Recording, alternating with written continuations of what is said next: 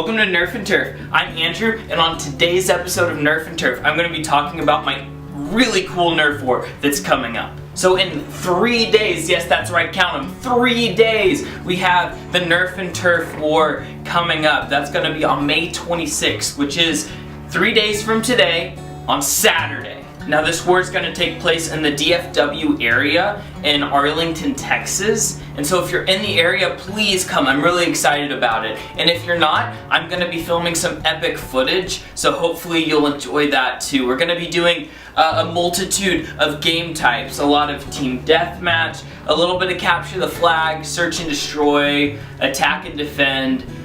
You know, we might even do a little trouble in terrorist town. We'll see how many people we have. Now for the Nerf and Turf War, there are going to be a couple rules. First of which, always wear eye protection. Now if you're under the age of 18 especially, I'm going to require that you wear eye protection. First of all, because I was at Jared's Epic Nerf War back in March, and I can't tell you how many times I got shot in the face. Now I know going into the event, I was like, no, I can only count on, 1, 2, 3 maybe hits that I've had in the face. And then I got like 50 more at that war. And so when you have that much foam being flung, you're going to want eye protection to protect your eyes. Now if you're over the age of 18, I am not going to require that you wear eye protection, but I will highly suggest it. Now that can be anything from sunglasses to your normal glasses. And so just anything to protect your eyes, because you only get 2. They're pretty important. The next rule is that where I'm kind of putting an FPS cap. Now that's not to restrict any modders, but it's mainly just a consideration to those around you that you don't want to walk around with a 200 feet per second blaster pegging kids in the face. That's just rude. So on the Facebook event site, I said it had to be under 100 feet per second. And what I meant by that is if you're engaging in close range with another person, you have to have under 100 feet per second blaster. So you're not walking up point blank and just shooting somebody in the face with that. And I definitely plan to be using some of my rival blasters at least some of the time. And I know my Helios especially hits about 100 feet per second, if not a little bit more. And so with that blaster, I'm just going to make sure I'm at a good distance from other players. Now I know I'm planning to run a couple rival blasters, and I know my Helios runs at about 100 feet per second, and so that's okay, but I just gotta make sure I'm not engaging in very close ranges with that blaster. But then especially, I plan to upgrade my Chronos with a K26 spring, and that can get me about anywhere from 130 to 150 feet per second. And that one especially, I won't be engaging in close ranges with that. That's going to be my far distance, and I probably won't be aiming at too many people below my waist. Just because I'm there to have fun, I'm not there to hurt anybody. But it's very good at getting more accuracy and distance and power, but I don't want to use that to hurt somebody. I want to use it to effectively be able to hit my target.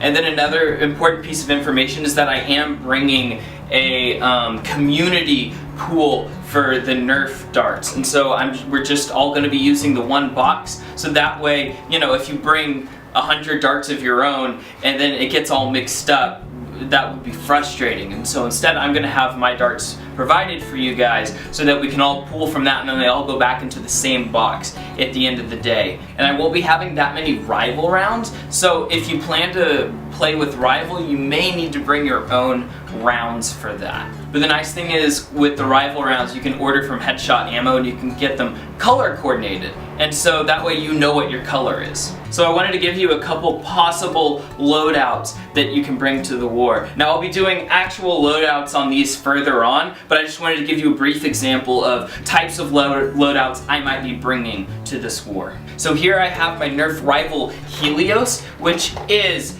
a bolt action styled rival blaster, very similar to the Apollo, but I feel like it's much better. I also have an Apollo, and just switching between them, I just love the feel of this one more. And so it's a magazine fed rifle blaster, and so you can put your 8s, your 18 rounds in here, and so that's a decent amount of capacity. The magazines are very small for these. I ordered some extras from Out of Darts because he has them for very cheap. I believe they were $5 per extra large magazine, so that was really great. And so that's going to be the primary, and then I'm also going to have here in my holster that I built for it, my Kronos, that hopefully I'll have beefed up in time for the war. We'll see if I actually have time to get around to that. But that way, that's a quick 5 shots I've got stored up here in my holster. And then I've also got the Helios on a single point sling, which is just a sling with a single point attachment. So that way, you know, I'm firing and oh, I've run out of ammo.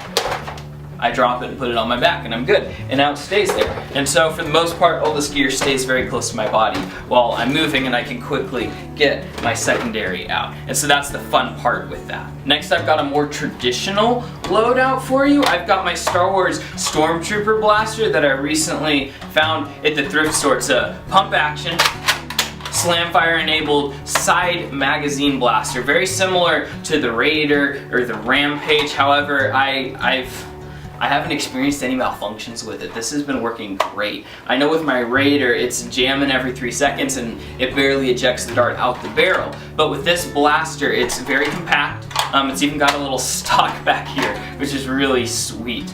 But I'm planning to possibly run this just because I love spring-powered blasters. I realize that flywheel blasters have their place, and I love my flywheel blasters. I love working on them. But I know at the end of the day, with that you're just flinging foam and that's fun.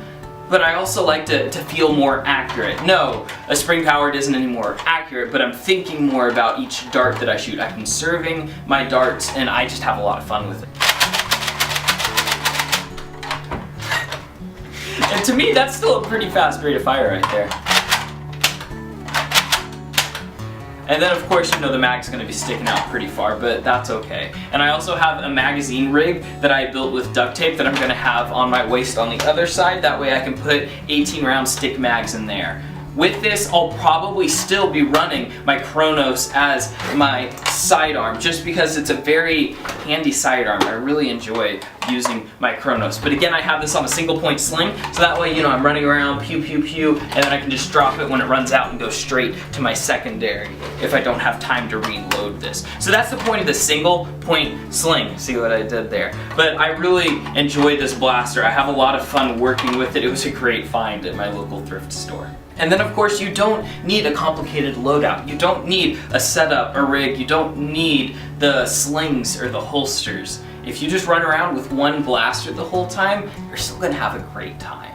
In all honesty, some of the best Nerf wars I've had are when I wasn't trying to be too tactical and I wasn't trying to carry too much gear. I was simply having fun with my friends. And that was pretty special to me, just because I'm goofing off and having fun. So that's the whole point of Nerf, is we're going out to have this Nerf war to have fun. And so if you want to join us, please do. We're not going to be super competitive. I'm going to make some competitive game styles that we're going to play. But the purpose isn't to beat other people to the pulp. It's to have a great time together. So I really hope you can join us. Again, that's May 26th, the upcoming Saturday. And I'll post a link in the description to the Facebook page that I have set up with this event. So please let me know if you're coming. I'm really excited about this. And yes, I will be filming as much footage as I can, so those that can't make it, you guys can still enjoy a part of the action. Get on out there and nerf your turf. Have a blessed day. Bye-bye.